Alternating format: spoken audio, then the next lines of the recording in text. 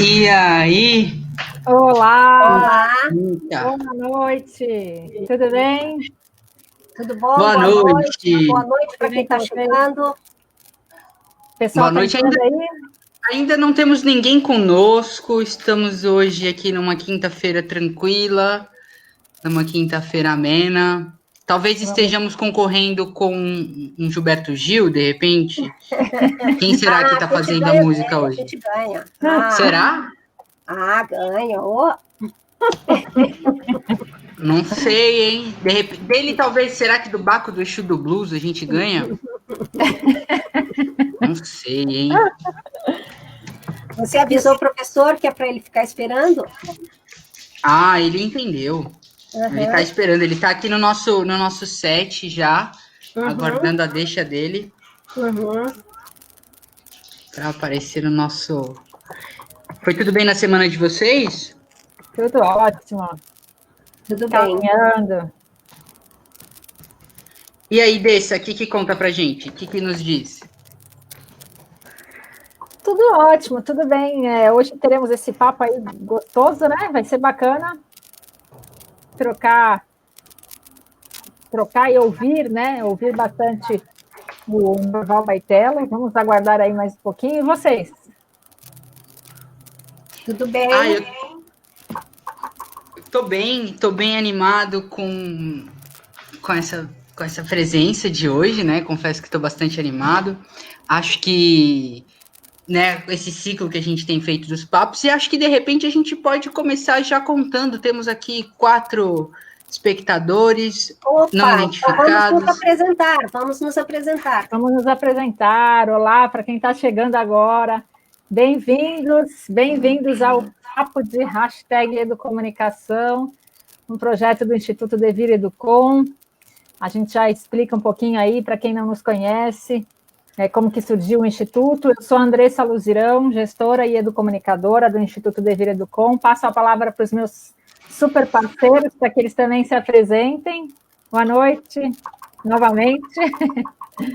Boa noite, eu sou a Ivone Rocha, eu sou gestora também do Instituto Devir Educom, trabalho no projeto Memórias em Rede, sou professora, sou mestre em políticas públicas enfim, estamos aí tocando esses projetos do Instituto Devir Educom, né? Com afinco e preocupados com essa pandemia que não tem fim, que não chega ao fim, e a gente louco para encontrar os adolescentes que fazem parte do projeto, né? Mas é isso, estamos aí. Muito prazer, sejam todos bem-vindos. Que delícia, faço um pouco das suas palavras as minhas, muita saudade, né, dos nossos colegas, né, dos nossos colegas de escola, né, aí poderia falar todos os nomes, que a gente sabe de cor todos os nomes, então, muita saudade deles, de trocar com todos, com cada um deles.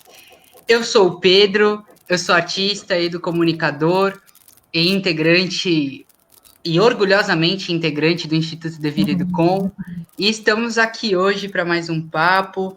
Catarina acabou de nos dar um oi, Catarina. Olá, grande Catarina, boa noite. Boa noite. Só contar um pouquinho enquanto o pessoal está entrando. O Instituto Devir Educom, ele nasce por causa de um projeto, que é o projeto Memórias em Rede, que a gente desenvolve em 2 escolas públicas de Santos, na perspectiva da educomunicação.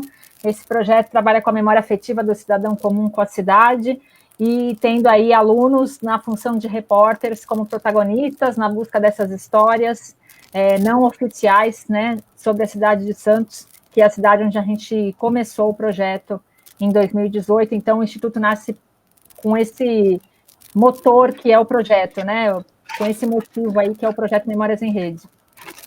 E daí para frente, muitas coisas se desenrolaram como o próprio papo, né? Exatamente, era isso que eu ia falar. O Papo de Educomunicação surge, né, como mais um braço, mais um tentáculo, como que a gente costuma brincar entre nós, né? Somos polvo, então surge como mais um tentáculo de nosso polvo, trazendo aí... Olá, Edu Almeida, tudo bem, Edu? Edu que esteve conosco recentemente também aqui, num bate-papo muito gostoso sobre a escuta. Vamos lá? Vamos lá, e hoje nós temos aqui um professor, o Norval Baitello Júnior, né? o nosso tema, da nossa live hoje é educação mediada por telas. E só para falar rapidinho para vocês, ele tem uma obra, né, para quem não conhece, chamada O Pensamento Sentado, sobre glúteos, cadeiras e imagens. Então, a gente tem que debruçar sobre essa obra, então, nada mais que pertinente trazê-lo aqui. Vamos chamá-lo? Ivone vai discorrer aí um pouquinho sobre o currículo dele. Seja bem-vindo, Nerval. Uma honra recebê-lo aqui. Ele está em nosso estúdio aí, esperando na nossa salinha. Está entrando, deixa ele entrar para eu falar o currículo dele. Então tá bom, vou abrir a porta aqui e o professor vai entrar. Aí. Olá, boa noite, pessoal, boa noite. Boa noite. Ivone, boa noite, Andressa, Pedro, e boa noite a todos que estão nos ouvindo. Eu vou aproveitar para falar, para contar um pouco do professor, né? Norval Baitello Júnior é doutor em comunicação pela Freie Universität Berlim, professor titular na pós-graduação em comunicação e semiótica da PUC São Paulo, foi diretor da Faculdade de Comunicação e Filosofia da PUC, da própria PUC, tendo criado os cursos de comunicação e artes do corpo e comunicação em multimeios. Foi professor convidado das universidades de Viena, Sevilha, Petersburgo, Autônoma de Barcelona e Évora. O currículo dele, gente, é muito grande, então a gente está resumindo aqui para vocês.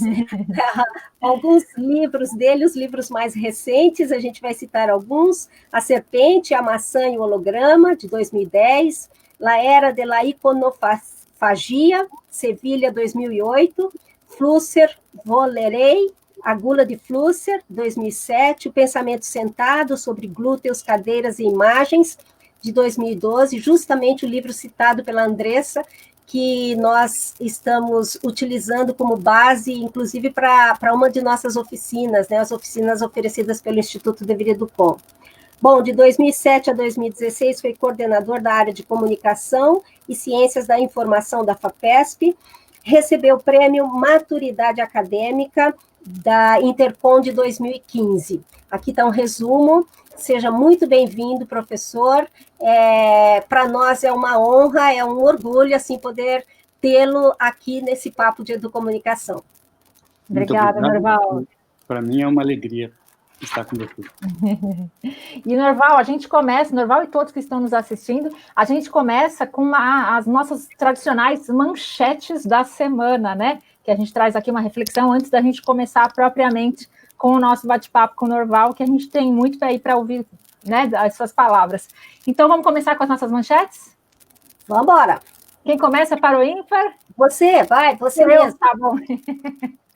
Bom, a minha manchete da semana foi uma reportagem que eu não consegui terminar de ler, né, diante do volume de informação que a gente tem para ler, não consegui terminá-la de ler, e ela fala justamente sobre isso, sobre o volume de informação que a gente é cercado dia a dia, né, de informação por meio de texto, por meio de imagem, por meio de som, e que a gente não dá conta, e que isso acaba gerando um pouco, inclusive, crises de ansiedade no ser humano, né? Então, essa é a minha manchete, uma reportagem que está no Viva Bem, depois a gente passa até o link, muito interessante, que se chama A Deriva num Mar de Notícias, que mostra justamente essa vitrine de informações que a gente tem e que a gente não dá conta e vai ficando cada vez mais com essa angústia, né? Então, essa é a minha manchete. E eu passo a minha bola para, deixa eu ver, eu vou passar para o Norval.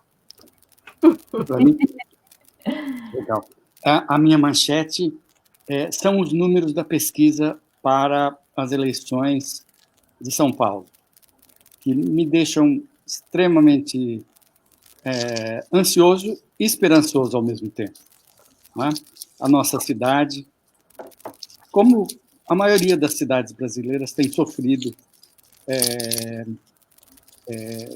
muito com as más administrações voltadas só para os interesses do capital e para os interesses de grupos econômicos, e não voltados para a população.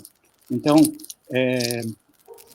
a notícia não é notícia ainda, mas eu fico na torcida para que se torne uma notícia boa nos próximos dias e, sobretudo, no domingo.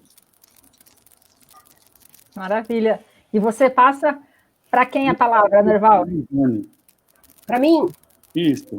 Bom, a minha manchete da semana eu só queria dizer para todo mundo que, só explicar antes, a gente, em todos os papos, a gente faz a manchete da semana, porque é a primeira atividade nossa nas nossas oficinas, junto com os adolescentes, no projeto Memórias em Rede. Então, a gente trouxe essa prática da manchete da semana para o papo de educomunicação. E é uma maneira da gente trabalhar a cultura do ouvir, é uma maneira da gente trabalhar a escuta, né? Isso deu muito certo no projeto, e aí a gente trouxe para o papo de educomunicação. Toda semana os alunos comentam a sua manchete, pode ser um fato bom, pode ser um fato ruim, né? Mas dividem com os outros a sua manchete. Eu queria dividir com vocês a minha manchete, que ela é triste, é sobre a morte de Diego Armando Maradona. Para mim, Diego Maradona foi uma figura muito importante, não só no contexto do futebol. A gente vê um monte de jogadores aí, craques, né, de primeira linha, mas que só tiveram expressividade no futebol. Diego Maradona não, ele teve expressividade na política, ele era um progressista reconhecido. Então, assim como eu comparo até Diego Maradona ao Sócrates aqui no Brasil, né? Porque foram figuras muito importantes que trabalharam criticamente a política, né? E por meio dela estimularam a educação, estimular o pensamento crítico, que é o que nós fazemos no projeto. Então, eu fiquei muito triste com a morte de Diego Maradona ontem. Para mim, com ele foi um pouco da esperança de que a gente possa mudar um pouco a nossa sociedade por meio de um esporte tão popular, né, e tão expressivo mundialmente como é o futebol. Essa é a minha manchete. E você passa para... Isso. Eu passo para o Pedro. Para quem ficou ali, né? Só tem um jogador ali, vai passar para quem, né? Para quem ficou ali. Tá? Bom, é realmente muito triste. Em contrapartida, realmente bastante esperançoso e bastante feliz a gente pensar os números do Boulos, e muito importante também a gente se atentar, né? Nos atentarmos ao número de notícias e informações que a gente tem, e vai mais ou menos nessa linha a minha manchete, porque eu venho fazendo uma leitura de um livro chamado A Câmera Clara, do Roland Barthes. Em um momento do livro, ele vai conceituar uma coisa chamada punctum na fotografia. E, em linhas gerais, assim, é aquela coisa para a qual a sua atenção vai quando você olha uma foto. A foto tem inúmeros elementos, mas você olha para aquele elemento. E aquele elemento é o que te faz olhar para aquela foto. E a minha não é sobre eu estar lendo isso, é sobre a reflexão, né? Porque se a gente para pensar o que olharemos ou o que se olha quando o consumo acontece de tal modo que você quer tanto consumir que te faz mal não consumir tudo aquilo que você quer, né? Como a gente pode ver com a notícia que a Dessa trouxe na manchete dela. Então é um pouco essa reflexão, né, sobre como que está essa nossa relação com essas imagens, com essa velocidade, né? E o que a gente está, quanto que a gente está deixando de ter de diálogo com certas imagens só para ter um volume grande de imagens consumidas, entende? Então, acho que essa é minha manchete da semana, e acho que ela traz, assim, uma coisa importante para a gente começar a pensar a nossa primeira pergunta, né, professor? Porque a gente vem nessa toada de pensar o que está acontecendo agora, né? A nossa reflexão sobre o momento presente, ela é muito importante, né? A gente nunca pode perder de vista isso, porque a gente tem que estar sempre em movimento, né? E se a gente pegar um pouco isso, existe uma diferença, né? Entre pensar sentado, entre o pensamento sentado e o pensamento em movimento, e também uma diferença entre pensar estando sentado e pensar estando em movimento, né? Então, como que o senhor vê isso? Eu chamo de senhor, não consigo, é uma coisa, né? Uma admiração, eu sei que a gente combinou isso, mas não dá. Então, fica assim, como que você, professor, pensa isso, né? Essa diferença, essa relação ou essa dissociação que existe entre o pensamento sentado e o pensamento em movimento. Legal, Pedro. Eu acho que você vai conseguir me chamar de você, tá bom? Tá bom. Estou dando um tempinho. Né? Estou dando um tempinho. Veja, nós somos uma espécie animal que viveu nas árvores. E um belo dia, quando desapareceram as florestas, as grandes florestas, por talvez uma catástrofe climática, né? Talvez por uma transformação, enfim, gradual, nós fomos obrigados a descer das árvores. Nas árvores, a nossa existência era uma existência muito animada. A gente vivia pulando de galho em galho e protegidos pela altura. Né? Protegidos pela altura. Então, o nosso pensamento, vamos dizer, o nosso pensamento mais profundo lá do nosso cérebro, ele foi se desenvolvendo nos saltos. Aos saltos. Então, saltando. Isso significa uma vivacidade e uma prontidão de movimento muito interessante que a gente vê, por exemplo, nas nossas crianças. Na inquietude das nossas crianças, e que hoje, infelizmente, são diagnosticadas por TDAH, né? Hiperatividade. E, na verdade, não é hiperatividade, é a nossa natureza. Nossa natureza é isso. E aí, quando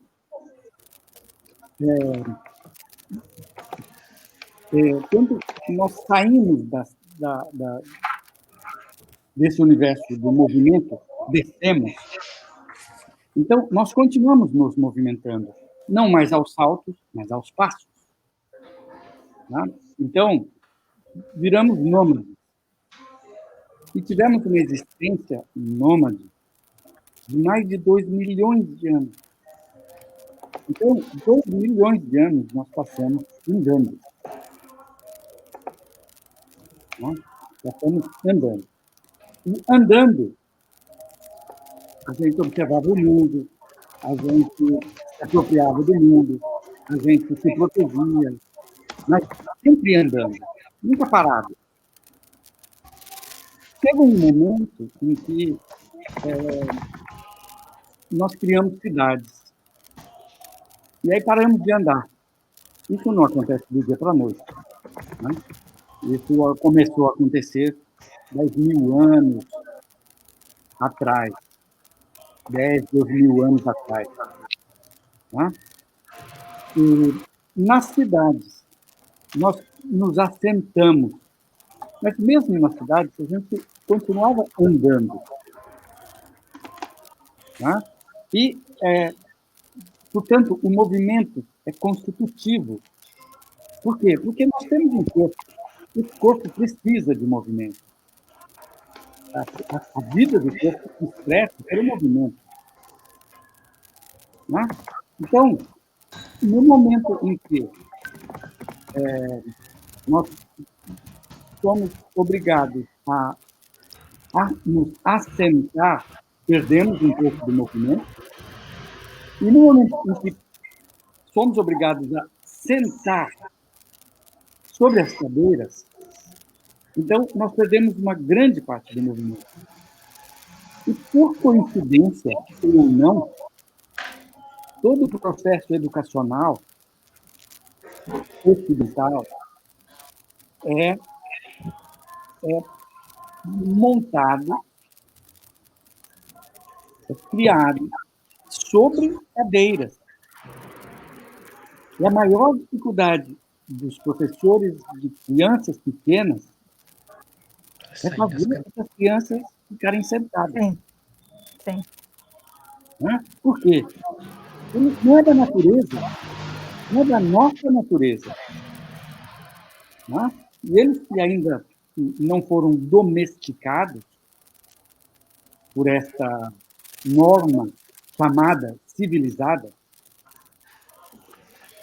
são reprimidos e são obrigados a aprender a ficar sentados, que é uma coisa completamente antinatural.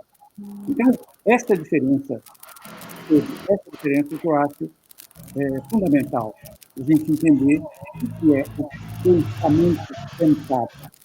É o pensamento domesticado, é o pensamento acomodado, é o pensamento que perdeu a vivacidade, perdeu a mobilidade. O que sobrou? Ele perdeu tudo isso. Esse pensamento é movimento, na verdade. Tá? Então, precisamos hoje de uma nova revolução na educação que devolva o pensamento saltante, né? A vivacidade do pensamento, né? Que significa também, evidentemente, a vivacidade do corpo. Porque nós não pensamos só com a nossa cabeça, nós pensamos com o corpo todo. E as crianças são um belo exemplo de pensamento com o corpo todo. Que lindo. As crianças são maravilhosas, né? É maravilhoso. São.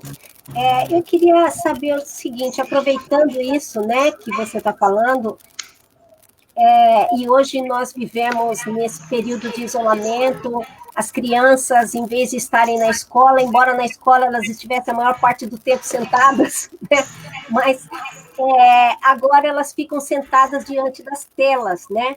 Então, isso foi o que a pandemia acabou trazendo, imagino eu, diante de tudo isso que você falou, o quanto prejudicou, o quanto é prejudicial para elas, né?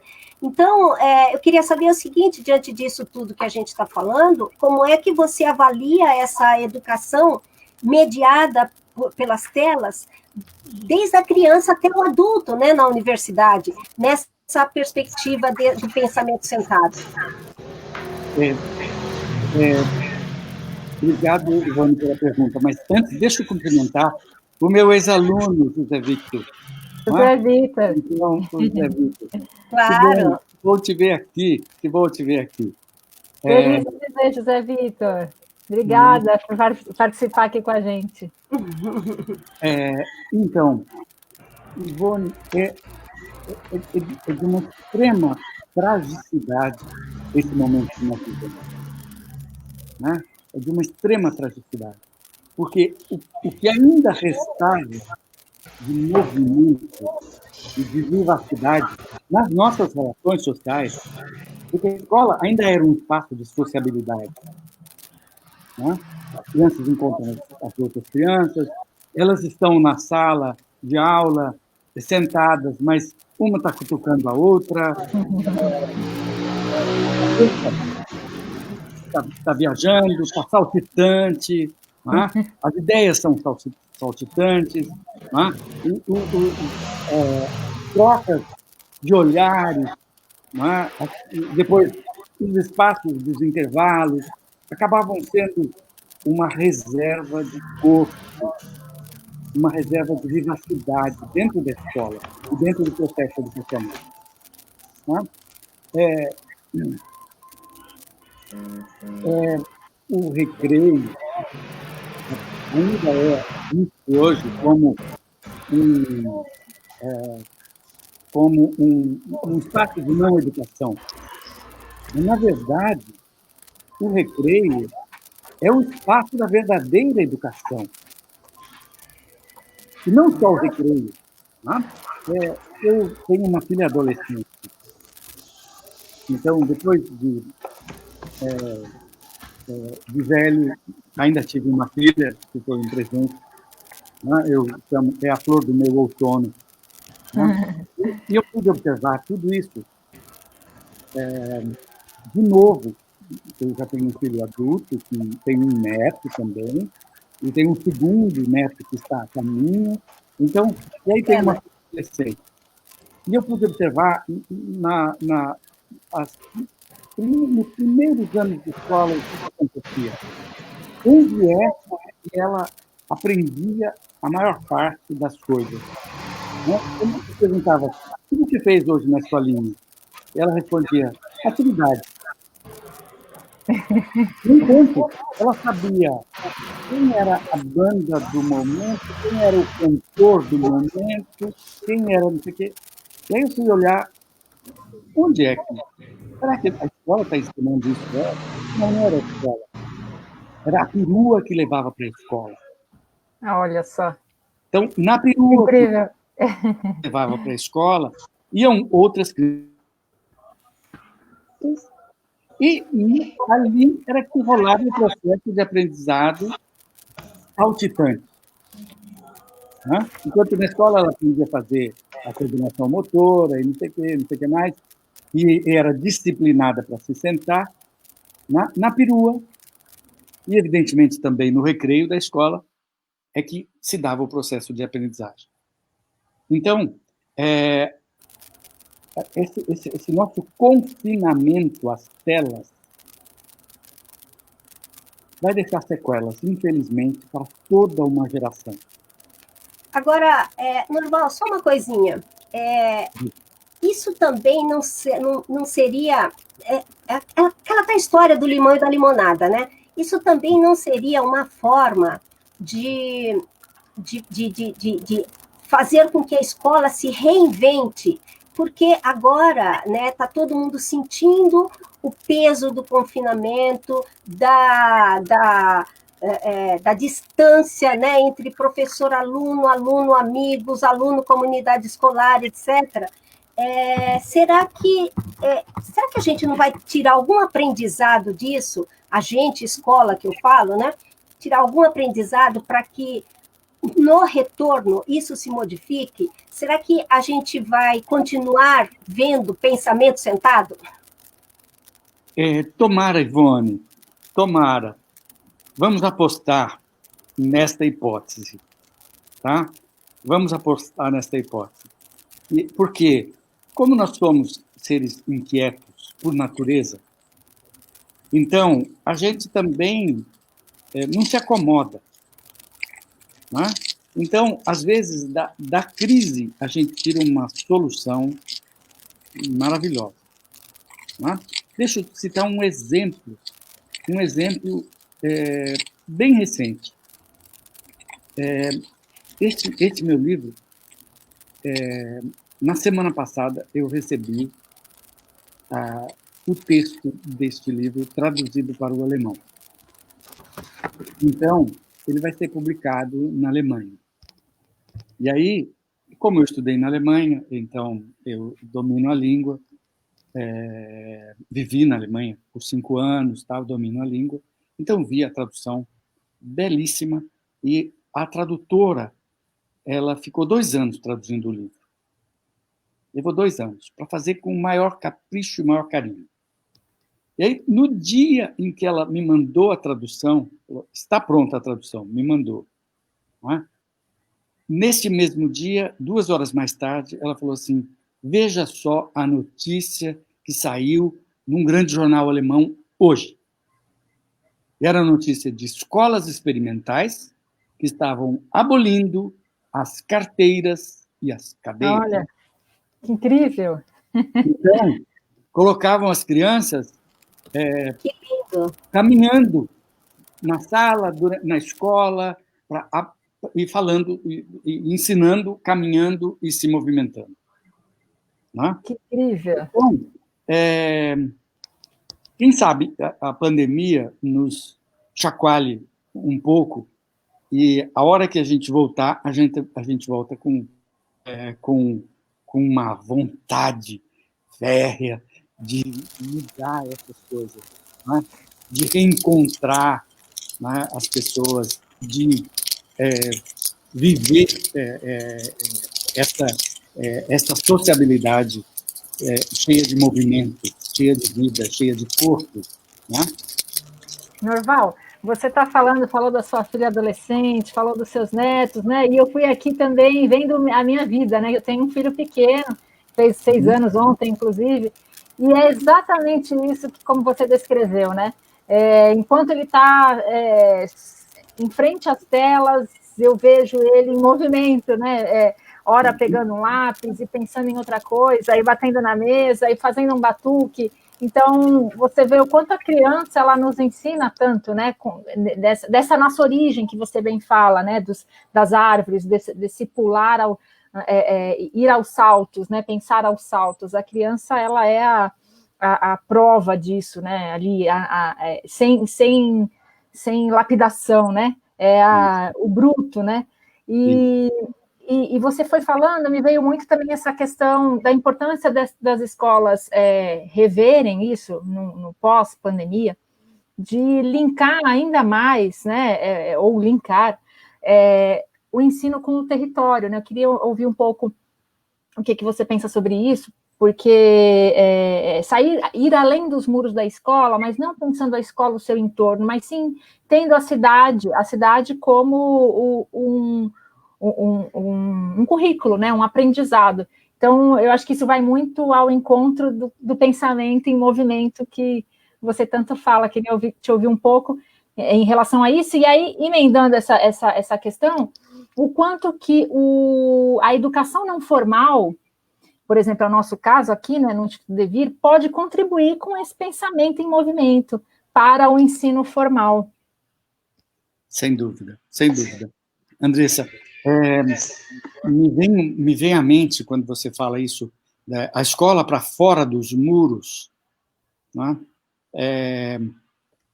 Eu me lembro de uma escritora, né, brasileira, uma escritora não muito famosa, chamada Dinorah do Vale, que ganhou um prêmio Cátedra das Américas de Cuba, por um livro dela. E ela foi professora a vida inteira. E uma das observações que ela fazia era, a gente chegava na escola, os alunos chegavam, e aí, aqueles que não chegavam na hora certa eram trancados para fora do portão. E os que chegavam até a hora certa eram trancados para dentro do portão. E ela observou que os que estavam lá dentro queriam sair, e os que estavam lá fora queriam entrar. Então, a escola é um paradoxo. Uhum. Então, a verdadeira escola, ela não pode ter portões. Você quer sair? Saia. Você quer entrar? Entre. Né? E para isso, nós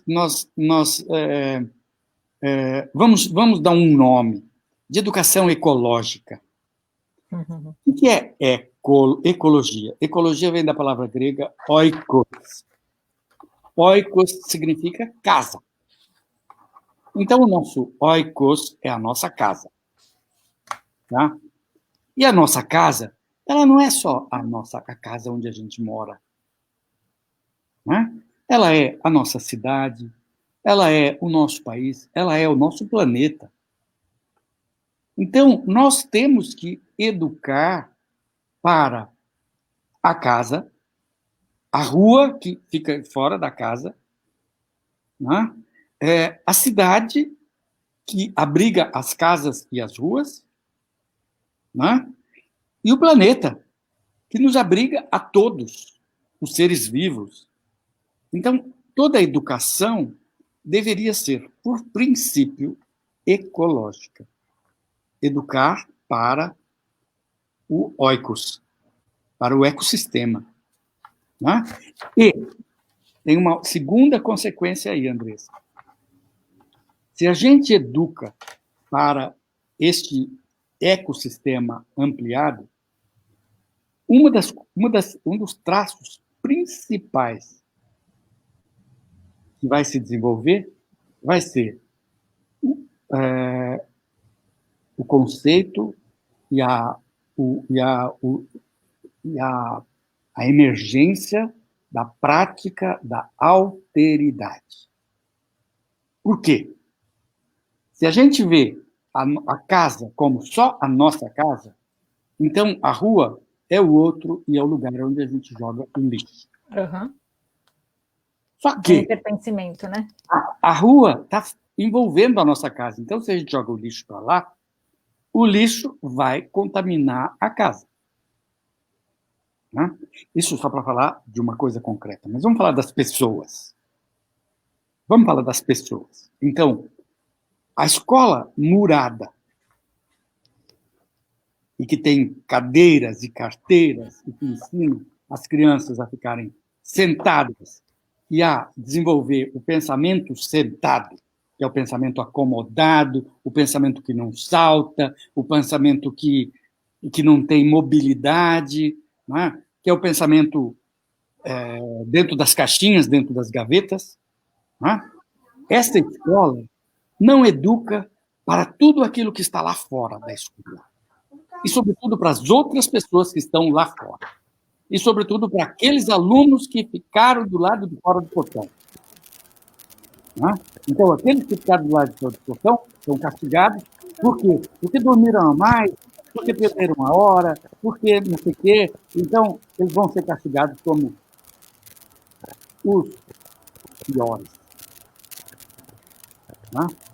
E a educação inclusiva é justamente aquela que desenvolve o sentimento o cultivo da alteridade. O outro é eu do lado de fora. Uhum. Tá? Então, isso são algumas das outras consequências do pensamento sentado. O pensamento sentado não desenvolve alteridade. A gente tem uma pergunta, né? Desculpa. Sim. Inclusive, ela tem uma relação muito íntima com o que você estava falando, professor. Já peguei você, né? Já viu que você já ficou. Eu falei, aos poucos aqui... a gente chegava lá, né? Exatamente. A Luana Magalhães, ela perguntou assim, a gente pode dizer que o modelo da escola atual está limitando as crianças? Acho que isso vai muito ao encontro de qual é... Não sei, talvez eu tenha aqui atravessado uma coisa, mas me veio à cabeça que isso vai muito ao encontro de o que a escola pensa quando pensa educação, né? E aí vem essa questão da limitação, né? Quando a escola pensa a educação numa concepção que Paulo Freire chamou de bancária, né? Que talvez a gente possa aqui numa outra leitura chamar de estatizante, de esterilizante ou algo nesse sentido, talvez ache uma relação. E aí acho que tem uma outra pergunta do Carlos, e passo a palavra para você, professor. Ele pergunta assim, professor Norval, poderia falar um pouco sobre a sua visão sobre os jogos de internet, né? Jogos sentados em sua maioria. E é interessante a gente pensar muito do que a gente estava discutindo agora há pouco, né? Sim, Pedro.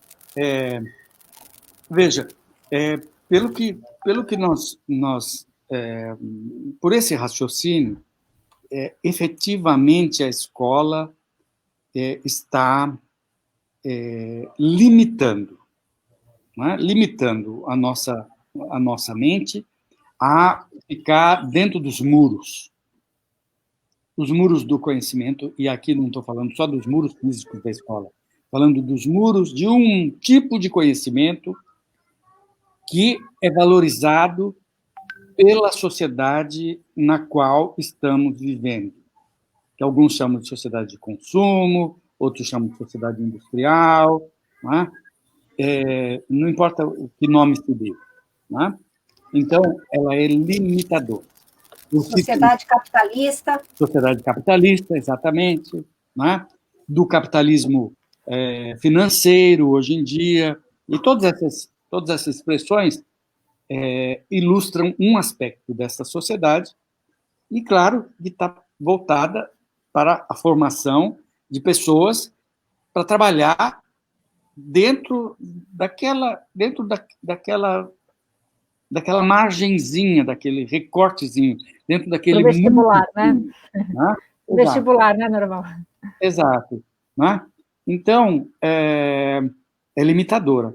Nós precisamos de outra escola.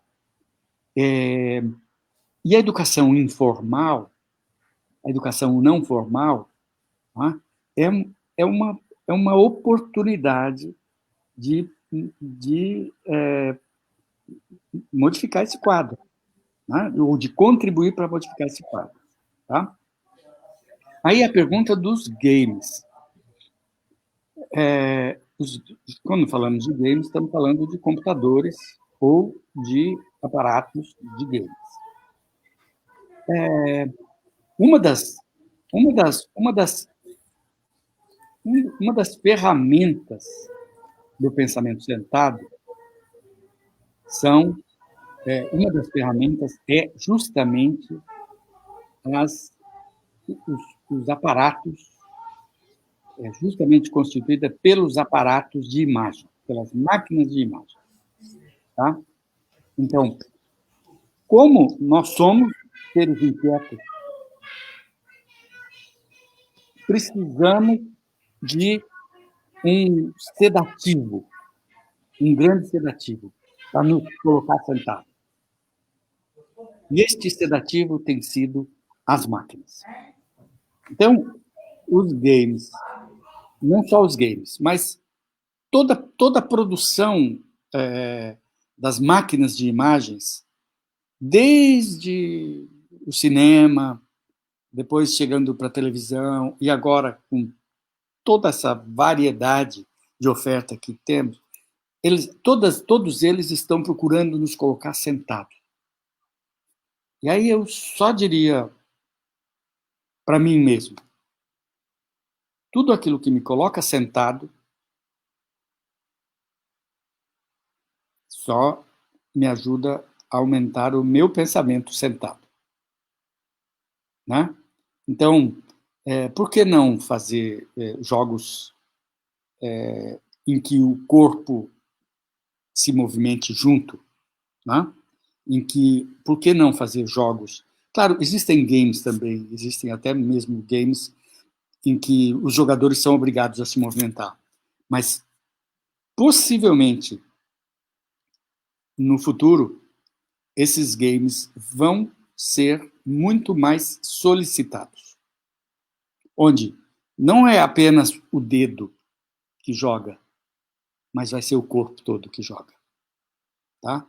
Então, o desenvolvimento de games educacionais, nos quais o movimento livre também esteja presente. Que lindo. Eu acho... Diga, Andressa. Diga disso. Não, eu já ia também linkar isso tudo com a questão que a gente vive, não é de agora, né? Mas a gente aí nos últimos tempos com a pandemia ficou ainda mais acentuado, que é a questão da desinformação, né?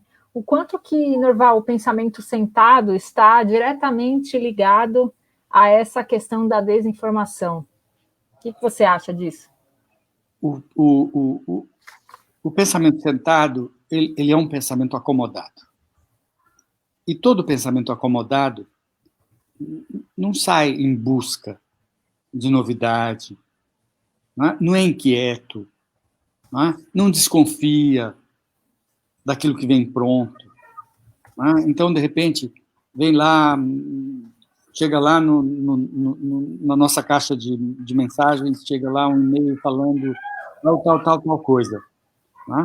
O pensamento sentado simplesmente engole aquilo e acabou. E o pensamento inquieto já vai se perguntar e falar, será? Será que é isso mesmo? Então, todos nós temos situações em que a gente para e fala assim, não, isso que você falou, não pode ser. Não me conformo com isso. Então, veja que faz parte desse mesmo processo de acomodação. A educação está investindo na formação de seres acomodados. Eu ia usar a palavra cidadão, mas não é cidadão, de seres acomodados. E seres acomodados não transformam o mundo. E o mundo está muito mal, obrigado. Precisa ser transformado. Sem sombra de dúvidas, né? É uma Sem sombra de contramão, né, dúvidas. Norval? É uma contramão, né?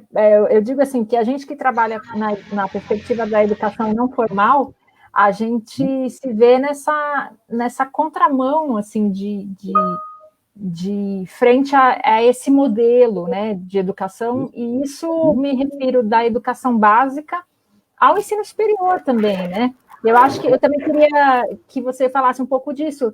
A gente está falando da educação básica e até o ensino superior, porque todos fomos afetados, né?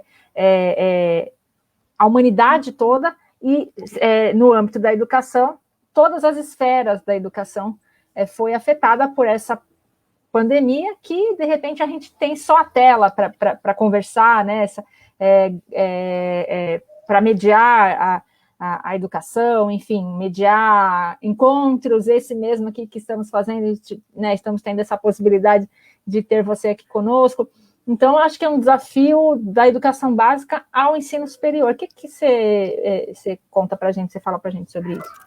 Acho que para colocar um tempero também a mais na sua reflexão, eu acho que também é interessante a gente pensar que a partir disso a gente falou um pouco daquilo que é constitutivo do ser, né? E a gente está falando um pouco, quando a gente está falando da escola, a gente está falando um pouco da dinâmica, para falar de ser social e de sociedade, da dinâmica que é constitutiva do ser social e da sociedade. Quer dizer, a escola não cria a sociedade não cria a escola, elas vão se criando e nesse movimento é que elas se formam. Então há, mesmo nos processos informais, a reprodução dessas formas de sociabilidade, né? Então é interessante que quando a gente está pensando esse espectro amplo, né, da educação básica à educação para jovens e adultos, por exemplo, além disso, tem toda a nossa dinâmica de sociabilidade que é feita de pensamento sentado, se a gente fosse colocar nesses termos. A dinâmica de sociabilidade, ela leva ao pensamento a assentar-se, né, num sentido amplo. E por isso que a escola... então, só colocando um temperinho na reflexão. Eu queria também dar uma palavrinha aí. Sim, mais um temperinho, né, Ivone? Mais um temperinho, né? E o grande problema também, né, para a gente combater o pensamento sentado, que esse combate ao pensamento sentado é o que a gente faz, né, inclusive, né, nas nossas atividades do Devir Educom, o grande problema, e que nós enfrentamos também nas escolas, é que esse pensamento sentado, ele é cultural, né? E ele está enraizado não só dentro da escola, mas dentro da família também, né? Então, é uma questão que eu coloco aqui, como é que a gente trabalha isso? Agora, por exemplo, na pandemia, a gente viu vários casos de pessoas falando, olha, a professora não passa lição para o meu filho, né? A professora, ela fala algumas coisas e não passa nada. Ou então, quando a escola trabalha muito essa coisa holística, né? Aí a criança chega em casa cansada e a mãe fala, nossa, mas meu filho chegou cansado, só que a professora, só que eu fui olhar o caderno dele, não tem nenhuma lição, ou seja, isso é muito cultural, né? Como é que a gente trabalha esse combate, né? Essa é uma questão que eu fico colocando o tempo inteiro, e eu fico perguntando para nós mesmos, né? Qual o nosso papel como educadores da educação não formal nisso, né? Eu queria ouvir você também, Norval, sobre isso. Nossa, e eu posso aqui, então, colocar um tempero, mas que não é um tempero meu agora, não, Pedro, vai somar. Não, Pedro. Não pode? Não, então diga, eu coloco a pergunta. Senão a minha cabeça não dá conta. Né? Ela já está saltando, já está saltitando. A gente foi da universidade até a educação informal. Né? Vou deixar um pouquinho. Claro, quando nós falamos de educação, nós estamos falando de todo um quadro geral, né? Que vai desde a pré-escola, vai da natureza da família, né? Então, a família também está acostumada a querer que as crianças fiquem quietinhas, né? Se nós pegamos imagens da família de 100 anos atrás, né? 100 anos atrás, as crianças não sentavam à mesa com os adultos. E quando sentavam à mesa com os adultos, eram proibidas de falar, de abrir a boca. Né? Eram proibidas de abrir a boca. Senão o pai castigava e etc, etc. Então, vejam que isso tem raízes profundas. E essas raízes profundas, todo o processo educacional vai ter que arrancar. Nós vamos ter que modificar isso. A família já não é mais assim. Hoje a gente já não coloca as crianças caladinhas e obriga a ficar calada durante a refeição, né? O interessante é justamente ter uma mesa cheia de crianças, todas tagarelas, e os mais velhos curtirem aquela tagarelice, aquela vivacidade de pensamento, observar, né, a vida que está presente naquilo. Tá? A mesma coisa na universidade. A universidade é um lugar de disciplinamento. E é por isso que a gente chega e fala assim, quantas disciplinas você tem no curso de X, Y, Z? Né? Disciplinamento.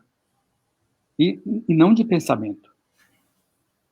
Né? Então, a própria universidade está tendo que se remodelar, repensar, refazer. Tá? Aí, Pedro, agora você pode colocar o temperinho a mais. Senão, eu não consigo. Sensacional. Não, mas e acho que é bem por aí, inclusive, mas o temperinho não era meu, eu ia trazer aqui o tempero do Diogo Bornhausen. Ele trouxe aqui para ele trouxe aqui para nós. Eu vou ler a pergunta dele, que acho que vai muito ao encontro de tudo que a gente vem discutindo, né?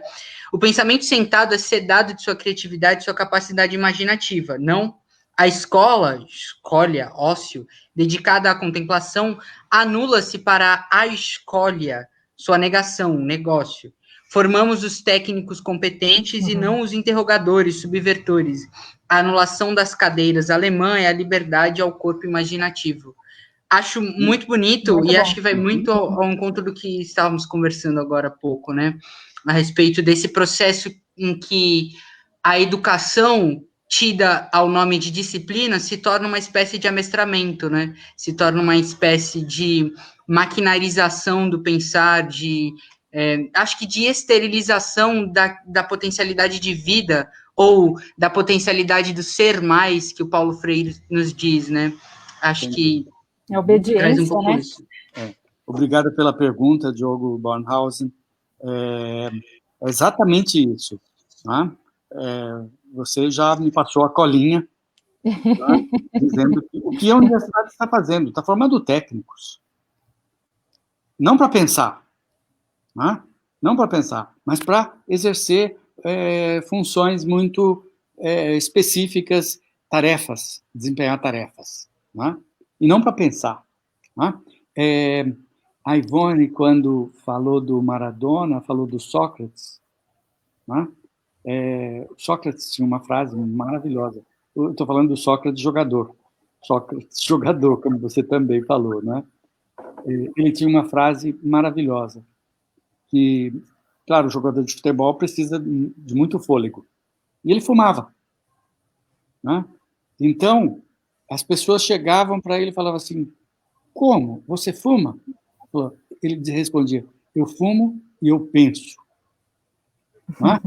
Então, a autonomia...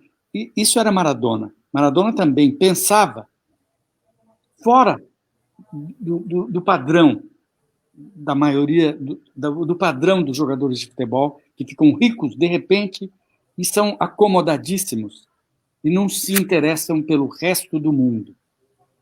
Né? Normalmente essa riqueza acaba logo e depois eles estão em dificuldade porque não aprenderam a pensar. Né? Então, Maradona era um exemplo de pensamento não sentado. E por isso que ele foi tão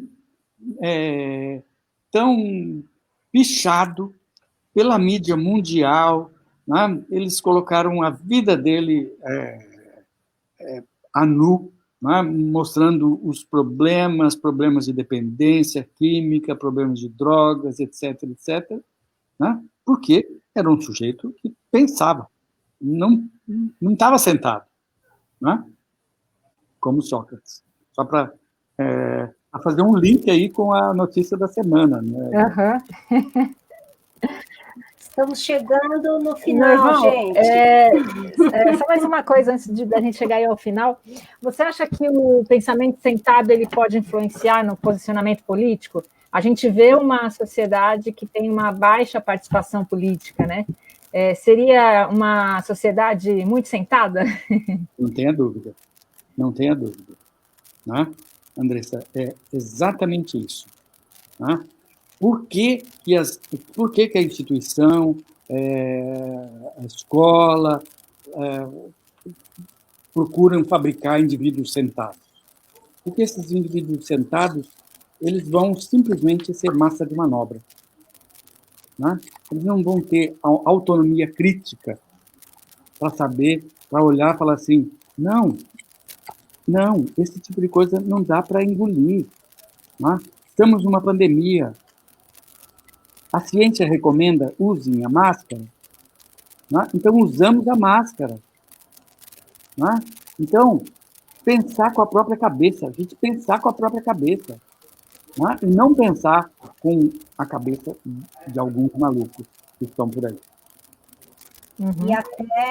E até questionar as fake news, questionar a desinformação. Né? Exatamente. Né? Então, viva o pensamento saltitante. Vamos maravilhoso. O nosso pensamento saltitante, a natureza saltitante do nosso pensamento. Muito maravilhoso. Maravilhoso. Né? Sim, sim. Muito bom, muito bom. Teríamos muitos saltos para dar aqui, né? Se tivéssemos mais tempo. Sem dúvida. Renata, querida. A Renata Norval, ela é a coordenadora pedagógica de uma das escolas que a gente trabalha. É uma querida nossa, defensora do projeto desde o início, né? Trouxe resultados, mostrou resultados que o projeto levou para a escola, né? De alunos que se modificaram completamente depois do projeto. O Edu está falando aqui também, né? Olha só, muito bom, obrigado. Muito legal. Obrigado, Renata. Obrigado, Luana. Ah, Luana, querida, minha aluna. Nathalie também está por aí. Muito legal. A gente agradece muito, né, a participação do Norval. Para a gente foi muito, muito bom, muito rico. Esperamos poder contar em outras oportunidades, quem sabe, né? Com certeza, acho que a gente ficaria horas, né? Norval, foi uma delícia mesmo ficar aqui te ouvindo e ir saltando nos seus saltos, né? Que ele vai falando e a gente vai saltando, vai indo, né? De galho em galho. Exato. Maravilhoso. Vamos voltar para as árvores, né? Pelo menos no nosso pensamento, na nossa forma de pensar. Sim, né? sim. Maravilhoso. Contribuiu muito aqui com a gente. Muito obrigada, muito obrigada.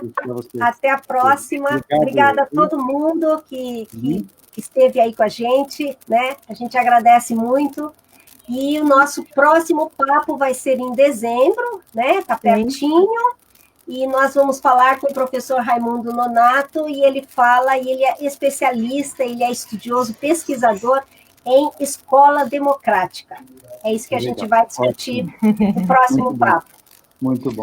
Muito obrigada. Muito obrigada. Um beijo grande. Beijo. Gente, todo mundo, tchau, tchau, boa noite. Tchau para todos. Boa noite a todos. Até.